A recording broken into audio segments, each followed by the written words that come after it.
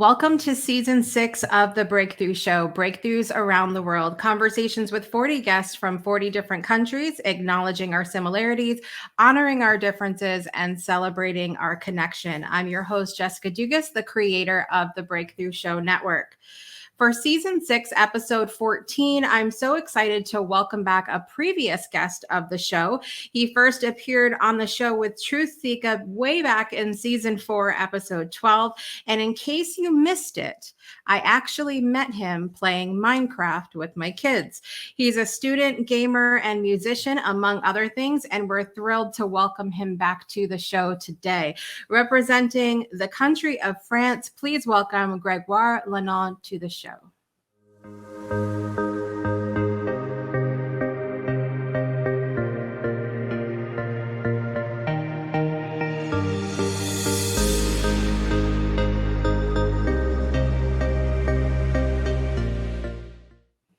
Welcome, Greg.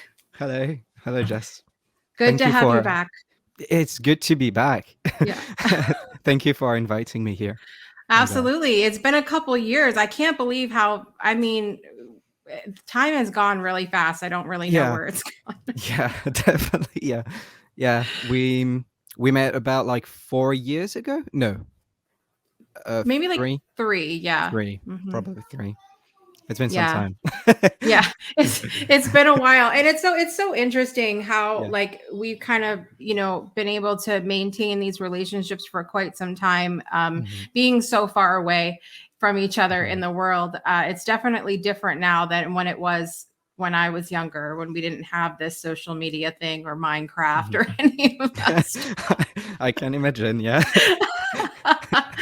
Well, I love that you're here to represent France today, because we didn't get to talk about too much about, what it's like in France or anything like that the last time you were on the show. So I was happy to invite you back this year to talk about anything that you really love about France. So let's dive into that. What are your favorite things about France, Greg? France is a pretty small country compared to the USA. Besides, I think we have, in terms, okay, let me roll back. Okay. First, landscapes, because that's one of my favorite things about France. We have every type of landscapes. We have any type of weather as well. Like, it's such a variety of things. It's very appreciated, and I appreciate living in France for that. I can see mountains, I can see lakes, I can see everything, literally. Big cities, small cities, urban areas. We have every type possible, which is pretty cool. I remember visiting over like 40 castles, sorry, overall, because my parents would take me with them during holidays and stuff like that. We have a powerful history here, and the buildings and the monuments can prove that. The Eiffel Tower, obviously, that's like one of our symbol, obviously. When we think France, that's what we think of. Yeah. What do we think about it? The other things you could think of are baguettes and the wine, the red wine, obviously. The cheese as well. To be fair, the gastronomy is massive. I don't know how to say it. It's just impressive how many things we have. That's about it. Like, monuments are, I love the monuments we have. The castle already said that, but castles are impressive. Especially more like southern France. Sorry. We have a lot of variety of things like that, and it's just cool. I like France. Yeah. Well, I mean, I hope you would like it living there. But what's always interesting to me is you have all of these countries that are really close together, and like you said, they are small in comparison. Like, you could put Europe together, and I think that you're looking at similar to North America, Mm. as far as size goes. But you see all of these countries that are close together, but it always blows my mind how every country has very specific things that they are known for, and even food wise, like you talk about baguettes and red wine, and then you go to Italy and it's other things, and England and it's other things, and Spain and it's other things. And so it's really cool to me how you kind of, even though the countries are small and they're so close together, though, that it surprises me that there are those really big differences, that you've been able to maintain sort of this uniqueness Definitely. in France, for sure. We also have this. We're pretty much based everywhere on the earth as Mm, well. Like we have the main France part, obviously. We also have territories uh, elsewhere, mm, like in Southern America. We have islands, mm, southern east of Africa. We have pretty much we are based everywhere, as I mm. said. Um, it's pretty cool as well to Yeah, and I know don't think that. I realized that either. I don't think I realized. I mean, I knew because my husband's Canadian and they Mm, speak French in many places up there, yeah. and so I've seen that sort of culture. And then I've seen it here in the United States. When you get down towards New Orleans, there was a lot of French settlers, and that you have the French Quarter down there. You have that, Um, that just a lot of people came from that area. And so I've seen it different places, but I don't think I realized like the territories and all of that, that are Mm. the actual physical land that is owned by France. Yeah, it's very pleasant to know that we, how do you know how to say, like, we enlighten the Mm, world in a way, not like that, but we can meet French speakers around the world, and it's impressive. It's yeah. amazing. I would love to meet all of them actually, but I can't, obviously. But yeah. Yeah, that's awesome. I mean, you mentioned obviously baguettes and red wine. Do you have any other like foods that are kind of synonymous to France that you really enjoy yourself? We have typical meals. Mm, I don't know how I would translate them. mm, It could be rôti de bœuf, de porc. It's like pork and beef. Like it's like, it's a small piece of pork or uh, cow beef mhm. that is rolled um, with strings and stuff, and you put that in your furnace, and you have it cook for like an hour or something, and then you cut it and you eat it, obviously. See, it sounds so much fancier when you say it, and meanwhile, over here we call it pot roast. Yeah. Well. It's horrible. I'm like, can we just like, call it what the other people call it over there so that we sound fancier than like Mhm. pot roast? Always like to exchange about culture shocks Yeah. and culture differences with my other friends that are not French. um, and it's always nice to, even the fact that only us French people have typical meals and stuff. I feel like you could have that as well in different Mhm. ways, but like we have typical things that can't be reproduced in a way in other countries because they do not have the same manners, they do not have the same culture, the same history and stuff like that. uh Right. I'm just glad to be French overall. Yeah. I mean, that's good.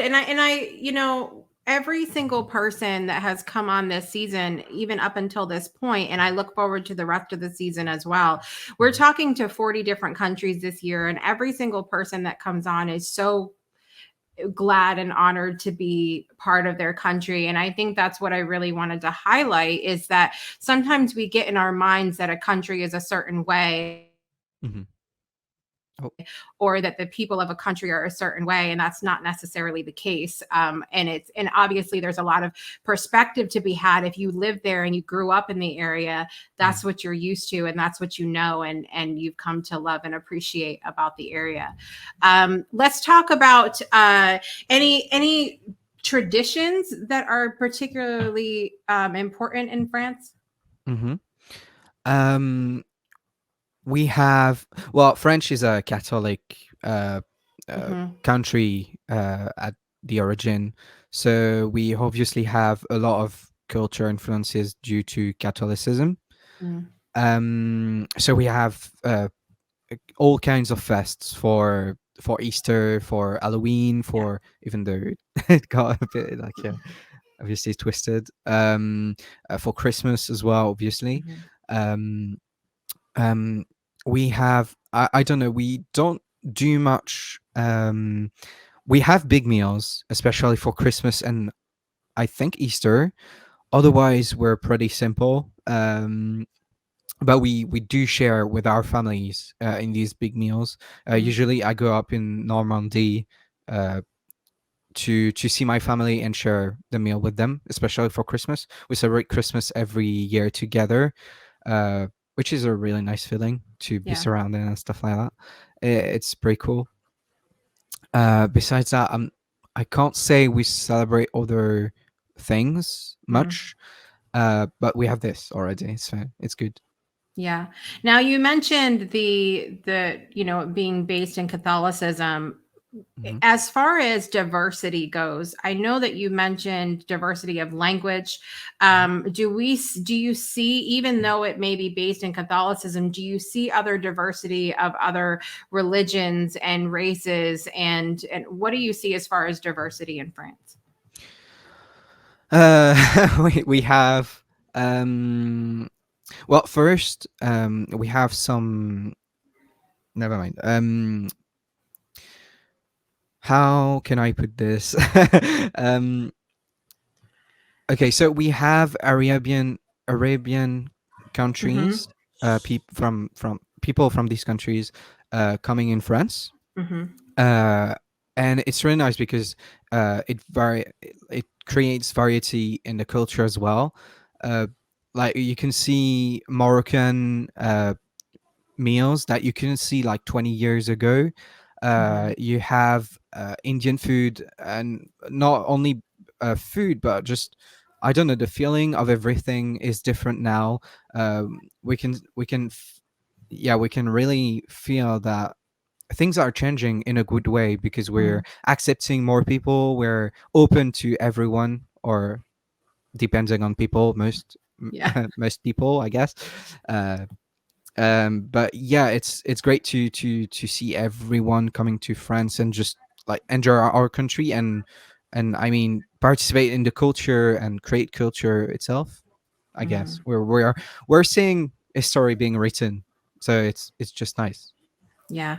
Yeah, I mean, I think I'm very similar when I look at places where I grew up, and I see how much things have changed, but while still holding on to kind of that history and Mhm. what you loved about it to begin it. But obviously it's nice to see things progress and move Yeah. forward and be more open and accepting to different cultures and all of that. If someone came to you and said that they were going to come and visit France, and they didn't want to have the stereotypical the Americans going to France experience and go to Paris, the Eiffel Tower, and then go home, where Mm. would you tell them to go? What would you tell them to do? Um, it's very difficult because the typical American French tour is usually, I think, the things we want to see most, Mm, or the things we want people to see from France. mm, Um, um, you know what? Castles again.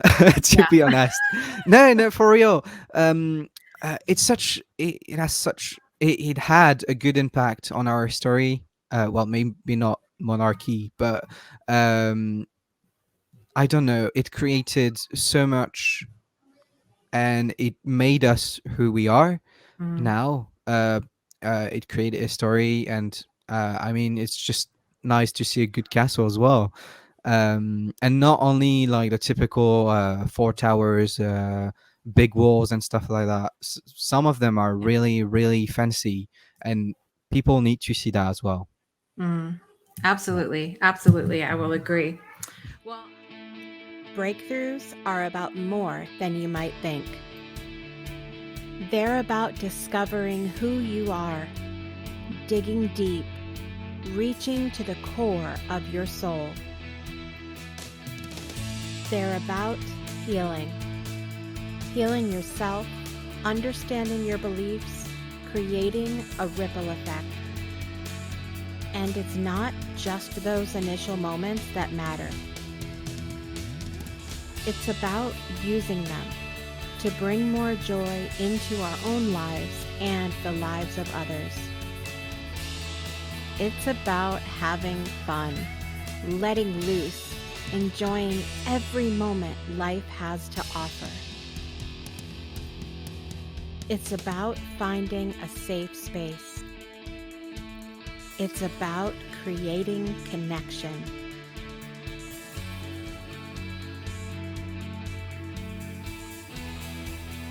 Join us each and every day for exclusive programming, special events, and a community to call home, where we invite you to explore, change the way you look at and live your life, and go beyond the breakthrough. So we ask you, are you ready? We'll see you online at thebreakthroughshow.com.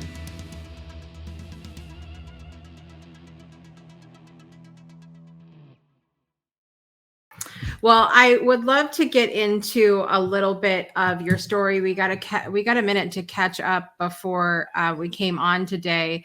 You've been in school for quite some time, yes? Yeah. A long time. It feels like that when you're in it. No, I've been in school my whole life. I'm still a student, so yeah. Quite a long time, I guess.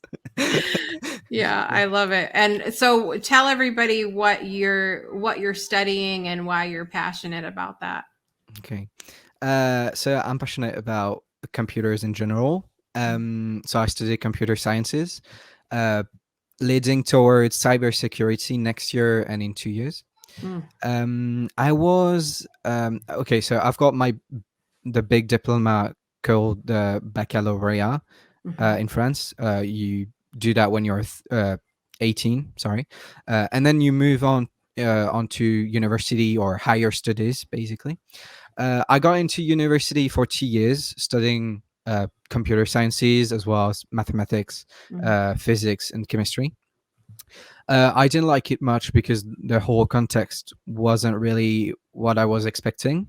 And so I joined school, still studying computer sciences, obviously, in a more professionalizing way. I'm currently in an internship for like 6 or 7 weeks. And then next year I'll have the same little internship thing. I'll have like 1 week at school and 1 week at the company I'm working currently. So it's just like that, and I like it a lot. I've got good marks, so I can only be happy, obviously. That's important. Yeah. Good grades are important. Yeah. No, and literally, like, I was terrible in algebra or whatever you call it during my high school, and I was top class this year. Wow. So yeah. It's nice. Things are looking up. Yeah, definitely. Yeah. I love that. And I know obviously I mentioned that we met playing Minecraft. And so we know that you're a gamer as well. And we also know from the last time you were on the show that you're a musician. And so you have a lot of things that you're interested in, obviously. What made you go the computer sciences route as opposed to maybe the gaming industry or musicianship, or, what made you decide to go that direction? Well, I like to help people. And cybersecurity is all about preventing other people to harm kind Mm. people. Yeah. I explain it for the 5 years old listening to Yeah. us. Um, but basically, yeah, I just like computers. I've been into it since I was like 6 years old or something. Mm. Back when I was young, I got my old parents' computer in my bedroom. So that was that. And I used to play all kinds of games. Games Mm. will always come after working, though, because Yeah. studies were important, even back in the days. But then, compared to any musician path or anything like that, I think I took computer because it's like the jobs of our future. Mm. Everything is being controlled by uh, computers. So I Yeah. mean that was a great way to enter the new generation, I guess. And yeah, I mean that I'm interested in that. I'm currently studying the networking, like the Mm. networks and how to create them, how they work. So I like it, and I Yeah. didn't go into some kind of like developer because the Indians are really good at it, and Yeah. we're afraid. I was afraid to not find my job because, or to not find any job because obviously, uh, uh, in terms of like money, we cost a lot. Mm. So they prefer to ask elsewhere. Yeah. Yeah. I mean, it makes sense to follow what the future is. What do you feel like? I mean, obviously, you and I are from very different generations. And when Mhm. I was younger, there wasn't like, we didn't have to worry about security because that wasn't a Mm. thing. Mm. And, I often wonder from my generation, like if sometimes I wonder if we've gone too far, and not necessarily too far, but I think sometimes it's easy for us to drown in all of the possibilities of what electronics and the internet and social media can offer us, and to put it in how you were describing, and forget to visit the castles. You know what I Mm. mean? Mm. Like, forget that one-to-one interaction, and that, what is your perspective from that, from your generation, and also being in that line of work? Every new technology doesn't replace the older one. They Mm. always at least coexist for Mm. a bit period of time. And I feel like it'd be the same for the path the whole world is taking. Like, we're not going to forget to go out because we cannot simply just sit on our chairs and stay here. you know uh Yeah. it's just like that. I feel like we need a mix of both things. We need to visit castles. We need to have social interactions. Sorry, and we also need to provide. Oh no, not to provide, but we also need to, I don't know, get in touch with everything that is computer related because this is our future. You know, Mm.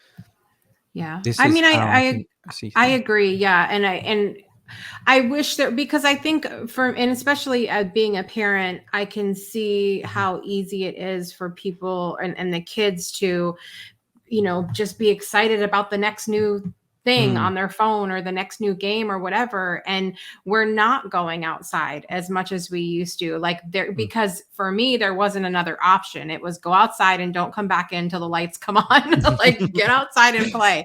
yeah. And now it's like, they might go out if I take them to a park or something like that, but there's still so much more time on electronics, I think, than I'm even comfortable with at times, as I say this, recording a show on a computer from across the world. So it's hard to find that balance, though, I think, is what I'm trying to say. And I hope that we don't get to a point where we lose, like you said, that coexist of both things, and end up in a world like we saw. What was that movie with the little robot in the future? Wally. Yes. Like, end up like Wally. Nobody Yeah. wants that. No, indeed. Uh, Nobody wants that. And you know what? You were mentioning generation, Mm, and I feel like I was um, one of the luckiest generation ever, mm, part of the luckiest generation ever, because it was only like the the growing of computers and stuff like that. So I didn't get to ruin like my young my youth mm, uh, uh, to computers, and I feel like we need, like, as a parent, you need to set a limit, and I see that because, like, all my okay, so basically my sister is about to have a little mm. girl, a daughter. Yay. Yeah. And so, like, they're already thinking about when they will give her Mm, this and that, and when they will give her access to this technology or whatnot yeah. and whatnot. And I feel like this is important. That's the kind of barriers I had when I was young, Mm, and I didn't even realize, just because it was how technology was at this time. right. And I feel like I got lucky to have these barriers, these Yeah. natural barriers, in a way. Yeah, I Um, think that that's important, and mm, also tying in, social media to all of this, because even yeah. look, even in a game like Minecraft, it's not technically social media, but it is a social platform. You're talking to people Mm, through these servers and things like that, and it can be a very toxic place. And I've seen things, even, my daughter was working on the same server that you were on, mm, and I saw some things that I was like, "Oh my goodness, where yeah. are the parents?" Yeah. Yeah. Definitely. Yeah. I'm just like, I don't think people either they know and they don't care, or they truly don't know. And I Mm. would love to believe that they just don't know, because if I knew, that wouldn't we would have to change some things. It's the thing with like, you need to be mature enough Mm, to set yourself rules, or otherwise you would just completely go ignorant or something like that, and that's not what you want, obviously. You want to set yourself some limits, in order to not fall onto into how do you call that again, like, addictions. mm, Yes, that's the thing. Always, yeah. a bit is fine. Too much is a no, no. Always, with Yeah. everything, basically. Yeah. And so that, I mean, that ties in as well to the line of work you're going into, about Mm, the security and the safety online, which is a yeah. continual issue for children and parents. And you look at the generation now, the generation gap. Us, we didn't have that stuff when we were little. So Mm, now we've kind of, it's been a cool experience, I will say, to grow up from not having anything to now there's all of this stuff, and it has happened so fast. mm, But we didn't get like a manual. There was nothing like, this is the yeah. appropriate age for a child to do this, and this is what you should be watching for. And so we're learning as it's happening, and that's a very scary place for us to be, I think. Yeah. Yeah, I can understand that feeling. And the thing is, like, the 30, no, maybe not, the 20 last years were like experimenting years, I Yeah. guess. It was Because something. yeah, like, it's like, we are now, like, the human race, Mm, only starting to realize how we need to settle things. For example, um, easy concept, the 5G, the mm, 5G. We have 4G. It is completely running and it's completely working. Uh, and at some point, like, we have 5G going out. I feel like we do not need the 6G. You know, mm, like, it's not something we want either for our. We don't know what impacts it has on us as human. yeah, And, like, yes, internet can go fast and all, but, like, we literally don't need it. And it's yeah. yeah. we don't need it. I mean, I think we need to keep asking ourselves that question. Do we need this? I mean, Mm, and because I even think about just the way we get online. It's mm, always on now. When I was when I was growing up, we had I remember trying to connect to AOL when AOL first came mm, out. And mm. it'd have to connect, and it would make that noise, and then God forbid if someone picked up the phone when you were online, it would all shut down. Could you imagine these Yeah. kids now like getting all upset that they lost their Minecraft build because somebody picked up the phone? Yeah. It really just it's everything is so much faster. And I think too, we've talked on the show before about the instant gratification that we have now Mm, of how fast we get messages and emails and expecting that answer right away from people, where before, nobody had a cell phone, so you mm, would leave the house and you would have no idea where they were, and you'd have to wait till they get home and got your message if you had an answering machine. mm. So we Yeah. kind of expect that instant gratification. I mean, do you feel like that quickness has always helped, or is there an element of that you're like, I'm not sure we needed that? Um, Once again, I think we need a bit of both. Mm, Um, Back when I was young, um, I wanted DS, the console, the gaming mm-hmm, console, so bad because my neighbor had one, and I didn't have it like for 4 years in a row. Obviously, I was like, I could understand it was costing money. mm-hmm.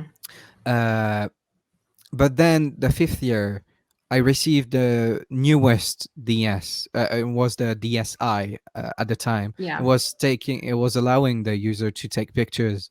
It was just, for once I was like on the highest technology ever. It was a nice feeling, and I was even more happy. Jesus, the age, and I was even more happy to have this DSi, Mm, and that's why I feel like we need a bit of both, because for our own good, we need to have things to be waiting on in order mm, to be rewarded, you know. yeah. And so there's this, and on the other side, we have like we need to always be quick on everything, because otherwise we're stressing a lot, Mm-hmm. or something. Receiving I don't know, like mailbox like a day later, and we just ordered it on your phone. It's always Yeah. like, it's nice because like you need it now and you have it like 24 hours later. It's Yeah. so cool. um but yeah, I feel like we need a bit of both for our own gratification. Yeah. Yeah. Sometimes slow down. And there is that pressure that happens, especially, Mm, for me as an entrepreneur, and I've talked about this with other entrepreneurs. If you're not careful and have those boundaries right out of the gate with your clients that, hey, I'm not here 24/7, mhm, then they will continue to message you 24/7 thinking that you're going to answer right away. So you have to, if you don't set those boundaries immediately, like you're essentially teaching people how to treat you. You're teaching people your availability from the get-go. And some of us didn't put those boundaries up in the beginning and then mm. had to backtrack later going, listen, I'm not actually here at 2 a.m, so I don't know who you're messaging right now. Yeah. I love it. I love it. Well, I want to ask you about the Minecraft stuff. Is Minecraft the only game you're into? If not, what are the other things that you enjoy? um well, Minecraft has been more of an industry for me Mm, these past 2 years, because obviously I manage a part of this, like the server we were playing on. mm-hmm, um but I do play other games. I play Rocket League, which is a literally soccer car game. Mm. And I play some first-person shooters as well, like Rainbow Six Siege. Okay. And yet I try to mix them both because I'm a builder and I'm currently recreating. I have this massive project to recreate one of the Rainbow Six Siege map onto Minecraft. Oh my gosh. It's massive. I've got far, to be honest. Are you doing that on Ghibli? No, not Ghibli. No. Oh, that's disappointing. I have to come see this. Okay. I haven't been on there in forever. They're gonna be like, "Oh my god, what are you doing here?" I'm just coming to see Greg's build, and then I'm leaving. To be honest, no, I built. As funny as it sounds, I built the Eiffel Tower on Minecraft as well. Did you really? Yeah, And yeah. see, I enjoy that too. I was trying for a little while. I don't know what was I working on. Um, Trying to think. I think I was trying to build the Titanic or something. I don't know. Mhm. I'm fascinated with that too. I love to recreate things, and I don't know if you remember on the one plot on Ghibli, I had built the lighthouse that was near where I grew up. I don't know if you'd seen that or not. Um, Lighthouse, maybe, yeah. Was it was a square lighthouse, a red, and it looks different than typical lighthouse, but it's the ledge light lighthouse that's in Long Island Sound off of the shore of Connecticut. Mhm. And I loved that because to me it's kind of like that's I think my favorite part of Minecraft is rebuilding things and trying to figure out like because it's hard, especially Mhm. to try to do it to scale. It's nearly impossible because Yeah, everything is square. yeah, yeah, definitely. Everything is square. It's not it's not easy. What do you think I've wanted to ask this for quite some time. What do you think the appeal is for most people with Minecraft? Because like my husband used to be in the gaming industry. He used to work Mhm. for Beamscope and used to go to all like you know, the conferences out in California that they would have every year. So he loves a lot of the games. And he's like, I look at Minecraft and it looks like 8-bit. Like he's like, it just looks like something like we had back when we had Mario Brothers kind of Yeah. thing. And so, but what do you think the appeal is for Minecraft for people? Minecraft just brings everything that you need as a kid. Mm, Um, you need okay. So as I was saying, you need to set rules for working and gaming, but Minecraft is a great deal for both things. Um, Back when I was young, I learned English thanks to Minecraft. I learned mm, most of my vocabulary thanks to Minecraft back in the days. I was so in advance in English thanks to Minecraft, mm, like literally. Even today, I feel like you could meet a French people and there's uh, one chance out of eight that you would actually be good in English. Um, and then you also have like Minecraft is a 3D. You live in a 3D world on mm, Minecraft, and so you also need to realize and to um yeah, to realize the space you have for things. Like you need to comprehend that you have a world around you and it's technically unlimited, but in fact mm, it is. um so yeah, and besides that, that was only the creative part. You can try to survive, to you can try to play some adventure game modes. You can try everything. yeah. Even Minecraft itself released an adventure game mode, so I Mm. mean, it provides everything. Yeah. Yeah, Yeah. there's a lot of different things you can do on there. And I found, and I don't know if you found this too, like with certain people, they enjoy one thing and that's their thing that they like. So you have people that love creative but like Mhm. hate survival, or they love Yeah. survival and could care less about creative. Like, do you find that too, that people have their one thing that they really like? Yeah. I mean, sorry. I mean, even myself, I'm more attracted by the creative game Mm, mode than the survival game mode, even though a good survival game isn't so bad in the end. mm, You have objectives to accomplish, you have missions to accomplish to success. It's just it sets goals. Survival sets goals for you, Mm, for your gaming experience, and even for your real life. Yeah, like you always need goals to um succeed. Sorry, to succeed. yeah. uh and then the creative game mode brings you it brings you something else, but I wouldn't know how to explain. It's just like the 3D modeling thing in your brain, Mm, how to get the directions and stuff like that. Like I know Minecraft helped me a lot in terms of 3D visualization. mhm, Even when you're imagining a scene in your head, like Minecraft helped me with that because I was always like deep into imagining how things would be later on my Minecraft world, and it helped me in my real life. So mm, I don't know, it brings many things. yeah. What would you say is your biggest thing that you've learned from gaming? That's a difficult It's a question. hard question today. Yeah. um I don't know how to. No, I had that before. Sorry, I was about to say like how to contact people, how to be in Mm, contact with people, but yeah. I think I got that back when I was young, so that wouldn't count much. But it includes socializing. Mm, Um, I think it'd be in terms of brain development. I don't know why it bring me exactly, but once again, 3D visualization. I don't know. I'm saying this word; it's you're impossible. fine. Visual, Visualization. visualization. Thank you.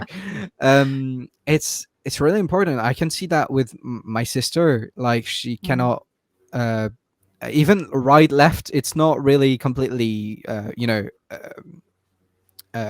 learned. Like she still hesitates on things, mm. and she had not Minecraft when she was younger. Yeah. Maybe it helped me and that Tying side. it together. Yeah. I don't know. Yeah. I love it. Well, I mean, I think it's obvious that you can definitely learn things from gaming, and Mm, I've said it before, we see in the personal and spiritual development communities to they kind of shy away from entertainment type things as far as learning is concerned, and I just completely disagree. I think you can learn from literally anything, including mm. games. J'ai choisi l'amour, même le cœur lourd, même l'âme brisée.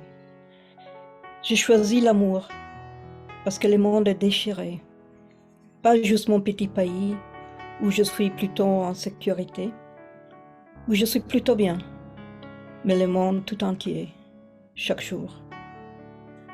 J'ai choisi l'amour et je puise dans cette lumière la force de rester debout pour transformer la violence et mettre fin aux guerres.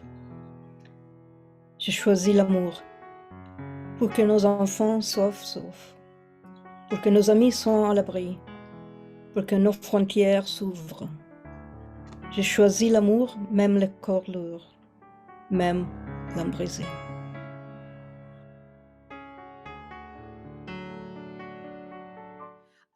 We have to get to our 10 quick fire questions, Greg. Are you ready for it? Sure. Yeah. We're going to do it and it's going to be fun. Here we go. Ready? Yeah. What's your morning beverage of choice? Beverage. Chocolate milk. Okay. Number 2. When are you most productive? What? Sorry. When are you most productive?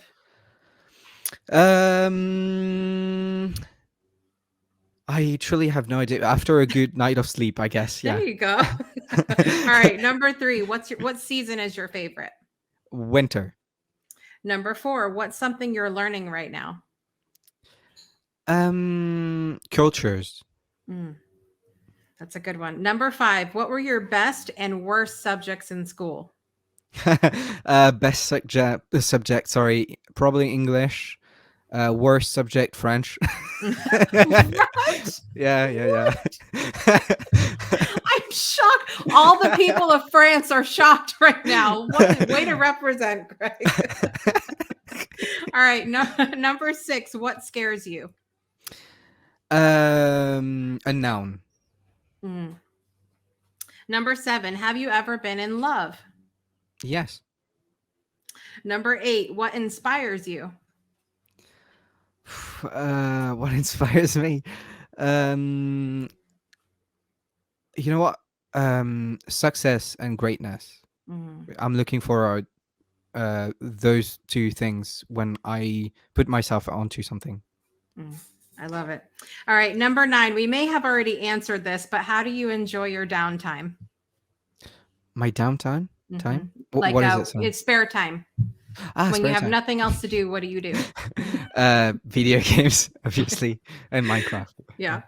All right, number 10. What culture do you deeply respect and or want to learn more about other than your own? British and American. Mm. Because yeah, they have so much. But anyways, Yeah. yeah, quick fire questions, quick answer. You did it. You did Yeah. it. That's good. You survived. You survived. I'm so glad to have had you back on the show today. I always love having people back, and we'll do it again in another couple of years and see where you are then. What I know that you shared your Instagram where people can go and find you. What kind of stuff do you share on your Instagram? Just life stuff? Yeah, I share myself doing music because I do covers on my guitar.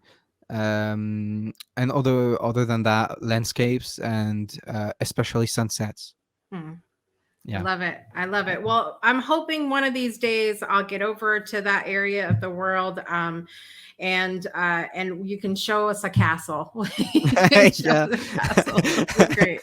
Not on Minecraft, a real one this time. Sure. A real one. I'll show you a real one. Yeah, it'll be great. Thanks so much, Greg, for coming back today. It was great to catch up with you. Thank you for the invitation. I was glad to be here. Absolutely. Absolutely. All right, you guys, it's been another fantastic episode of the Breakthrough Show today. I want to remind you of a couple things. First of all, you can join our Discord community by going to bit.ly/Discord Breakthrough. bit.ly/Discord Breakthrough. You can also join our text community if you are in the US, Canada, and Puerto Rico by texting the word breakthrough to 256-685-7092. Thanks so much for joining us today. I'm your host, Jessica Dugas, and I want to remind you to make every day a great day for a breakthrough. And we'll see you next time.